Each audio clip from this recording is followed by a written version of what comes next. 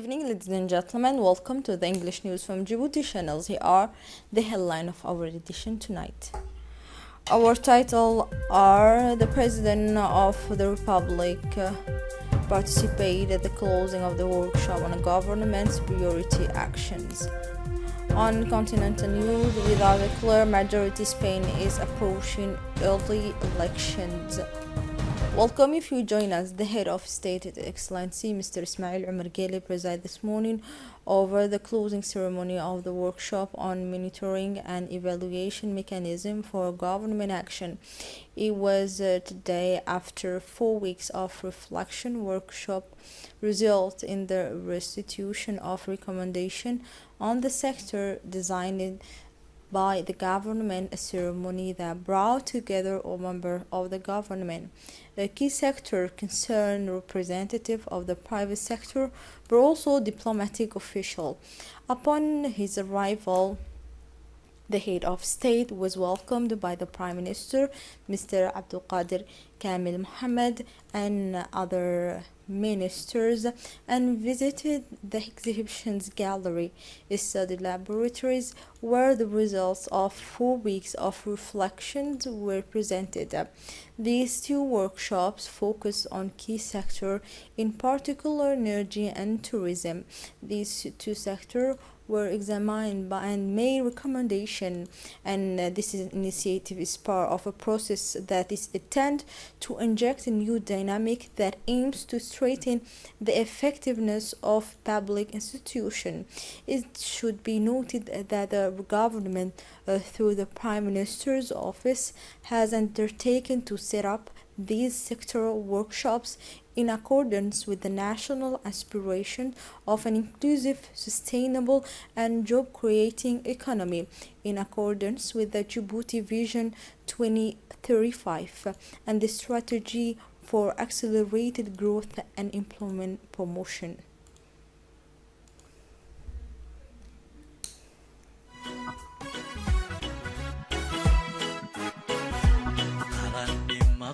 geed la harsado hadhaca weeyaane xanaan socodka nabadiyo nimcada lagu halmaanayo midnimada habboon iyo shacbigu wada jidhku haysto alla guulaha aad soo hoysabii ugu horeeyaane halyaygii jabuuto alla halyaygii jabuuto ducaan kaaga dhigahile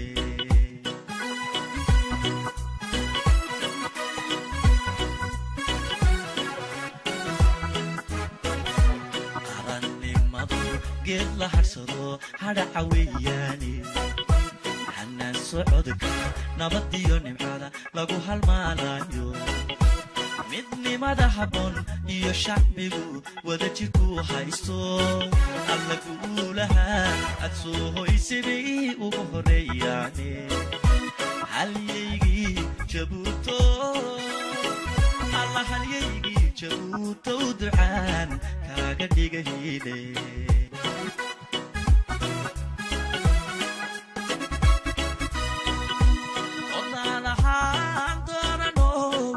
samow abo haybadiyo karaamadu waawa hibo ilaahaye ada hilika omaro yaqaan hawl kastoo adage hayin lagu badhaadhaatiyo geesi hawl karahe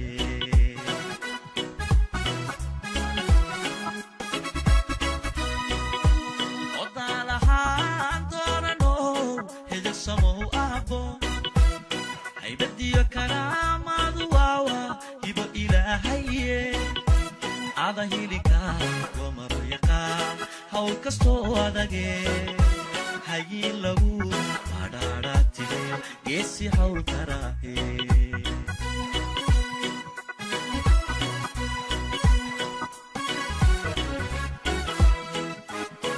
waddankeena hana qaaday iyo horumarkan gaadhnay dhaqaalaha hagaagiyo dhismaha heerka sare gaadhay. In brief speech, the President of the Republic expressed his satisfaction to participate in the event, which has major importance for the country.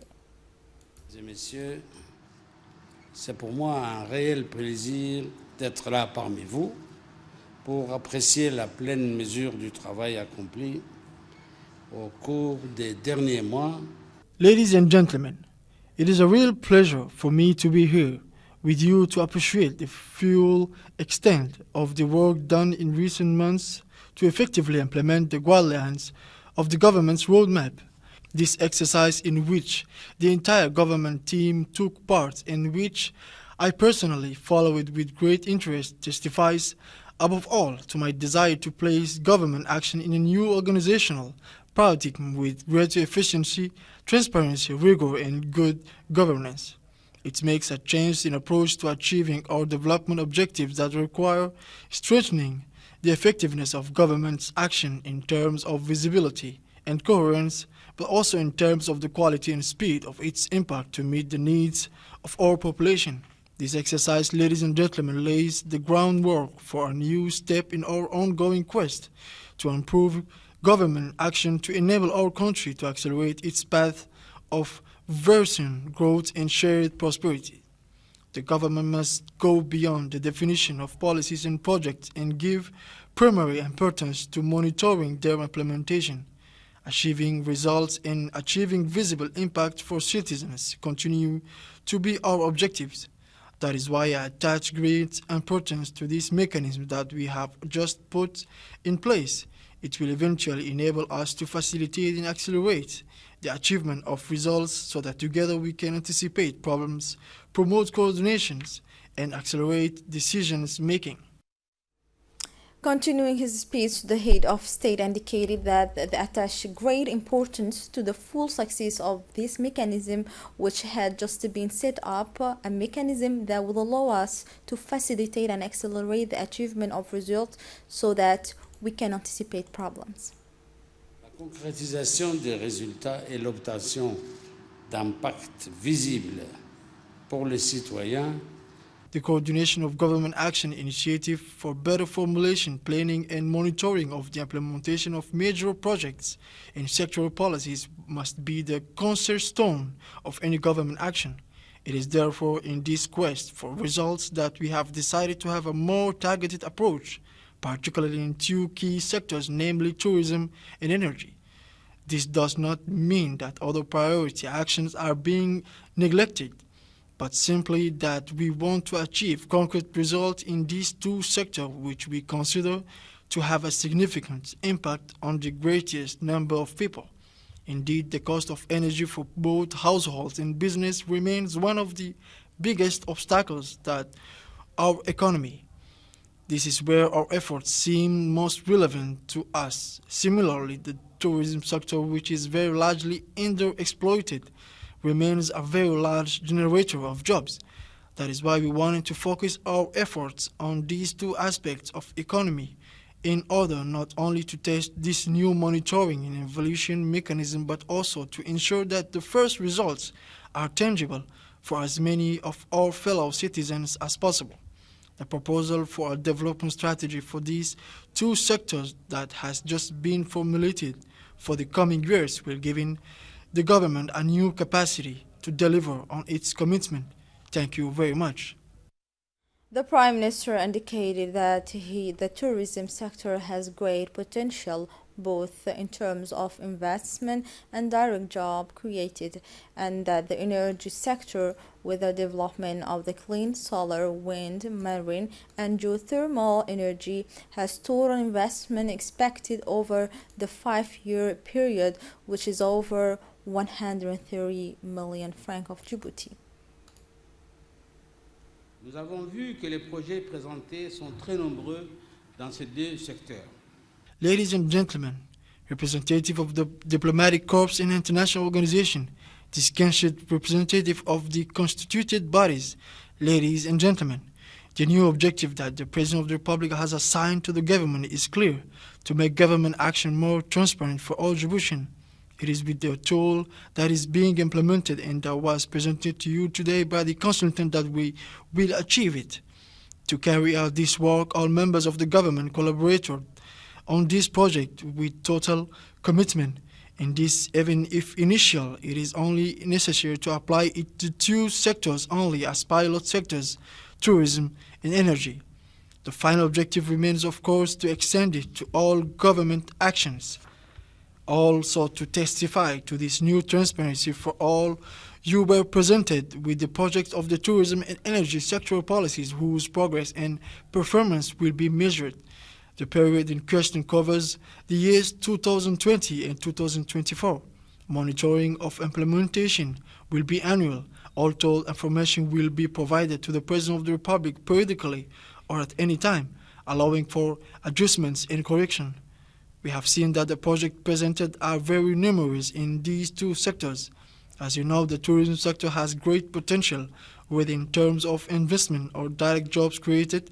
The benefits will be significant and disseminated to a large part of the population. Many indirect jobs will also be created and new opportunities will emerge for small and medium-sized enterprises. Overall, over the period selected, 124 billion franc Djibouti are planned for private investment and 33 billion for public support investment. About 150 is already funded and mainly concern the first 2 years. I therefore take this opportunity to invite, as of now, private operators and development financial partners to come closer to us to complete both this program and the energy program. The only direct job in the tourism sector will be nearly 3,000. It is possible to imagine that indirect jobs will be comparable. This is also what will be calculated precisely from now on. Ladies and gentlemen, for the energy sector, with the development of clean solar wind, marine, and geothermal energy, we have seen that the total investment expected over the 5-year period is over 130 billion franc Djibouti. About 85% of this funding will be private and nearly 40% already have funding. This sector will create direct jobs of around 1,700, more than 2/3 of which will be provided by projects with acquired funding. It is important to note in this sector that the number of additional households which will be connected will be nearly 100,000 for urban and peri-urban areas and 15,000 for rural areas over the 5-year period. We must come back to this subject, to the government ambition in this sector, which is to obtain 100% electrification rate. The additional capacity of the power produced will be around 200 MW. In a question and answer session, participants asked many questions to the minister present. Among these questions were those related to renewable energy and the challenges facing the long term and how renewable energy and tourism benefit the national and created more jobs. Minister Adercho repeated to the answer to the questions asked by the participant, and they indicated that this event was really important to create more jobs.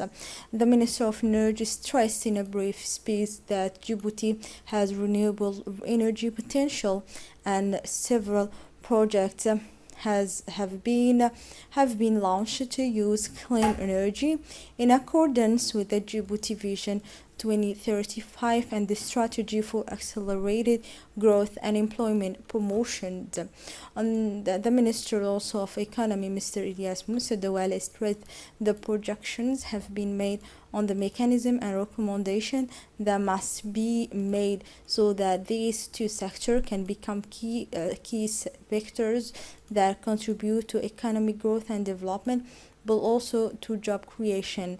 He added that this initiative is part of a process that is intended to inject a new dynamic that aims to strengthen the effectiveness of public institutions. The Minister of Foreign Affairs and International Cooperation government spokesperson Mr. Mahmoud Ali Yusuf gathered at the Institute of Diplomatic Studies the ambassador of the friendly and brotherly countries created to Djibouti. The purpose of this meeting was to solicit the support of the post a non-permanent member of the Security Council for the period 2021 and 2022. Djibouti, which was also competing for the post of non-permanent member of the Security Council for the period 2021 and 2022, categorically rejected the next day the EU's decision giving victory to Kenya. The Djibouti government stated in a statement that this vote did not meet the need to respect the principle of rotation. The fight is not yet fully won by Kenya, since in addition to the approval of the EU, it must obtain at least 2/3 of the vote in the UN vote, or at least 129 votes out of the 193 members of the General Assembly. Djibouti thus claimed its sovereign right to stand as a candidate for election to all United Nations member states in the election to be held at the General Assembly in New York in June 2020. The Minister of Foreign Affairs, the spokesperson of the government, Mr. Mahmoud Ali Yusuf, recalled in a speech that the Republic of Djibouti has consistently promoted peace and stability in the region on a daily basis. First of all, I would like to thank you for your presence of this meeting, which we wished to hold to take stock of the peace and security situation in our sub-region and the main motivations and reasons behind Djibouti's candidature to the United Nations Security Council for the period 2021 and 2032. Our region of the Horn of Africa remains the region of the continent that has experienced the most unrest and crisis in the last 30 years. Indeed, our region has experienced the Somali crisis, the conflict between Ethiopia and Eritrea, then between Eritrea and Djibouti, the war in South Sudan, the revolution in Sudan, the war in Yemen, if we consider geographical proximity. All these crises and conflicts have led to or produced consequences on global security with the emergence of terrorist groups such as Al-Shabaab, maritime piracy, illegal migration, population displacement, refugees and internally displaced persons, as well as the resurgence of trafficking of all kinds, human trafficking, weapons, drugs, etc. However, over the last 2 years, I define its improvement of the overall situation should be highlighted. Some even speak of a change of paradigm, of upheaval, and for the most optimistic, of a new era in the Greater Horn of Africa. The peace agreement between Ethiopia and Eritrea, the high-level meeting between the heads of state of Djibouti and Eritrea, the revitalized agreement in South Sudan with the establishment of the transition period and, hopefully, the establishment of the transitional government in November 2019, the restoration of constitutional order in Sudan after the signing of the declaration, the constitution, and the establishment of the transitional government led by Abdallah Hamdok. All these events seem to herald a period of political stability for all these countries during all these difficult years for the Horn of Africa. Djibouti has managed to preserve its stability and security on the one hand, and on the other hand, my country has launched peace initiative for the region.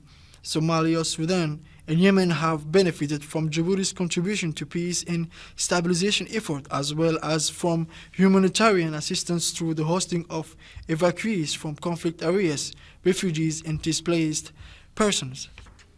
Djibouti has done a lot of work to open a humanitarian corridor to Somalia and Yemen. Moreover, it must be noted that Djiboutian contribution to the fight against piracy, human trafficking, and terrorism remains a contribution appreciated by the entire international community.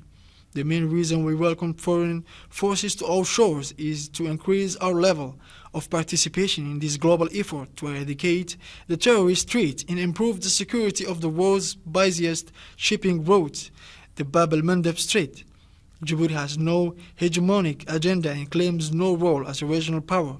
If we have decided to continue our quest for this non-permanent seat on the United Nations Security Council, It is first and foremost for all the reasons mentioned above, but it is also because we firmly believe in a principle of equality and equity among the member states of the United Nations to serve on the Security Council, and even more so among African countries that have only 3 seats out of 15 in the UN body.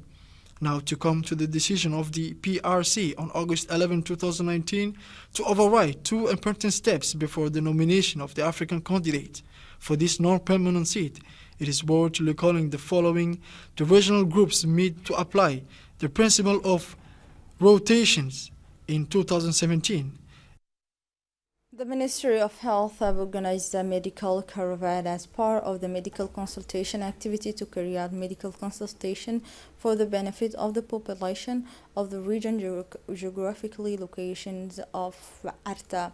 The team of specialists have carried out consultation and proved care to patients who have moved in mass and who have taken advantage of the mini caravan of specialists, namely the geological consultation and the oral. On continental news, the official results have fallen. The second round of the presidential election in Tunisia will oppose the independent academic Qais Said and the businessman currently in prison Nabil Qarawi announced in the afternoon of Tuesday, September 17. The independent Superior Electoral Commissions, Mr. Said and Mr. Qarawi, obtained 18.4% and 15.58% of the vote according to the official count announced by the president of the ICE, Nabil Baffoun, at a press conference on the same day. Towards new parliamentary election in Spain, after final meeting with the party leaders, King Philip resolved on Tuesday evening to announce the failure of negotiation to form a new government. No candidate has the support necessary for the Chamber of Deputies to give him its confidence, the king said after a first failure last July. Pedro Sanchez, the acting prime minister, was unable to reach an agreement with Bedomo's radical left. Here we arrived at the end of this news edition. Thank you for watching us. Goodbye.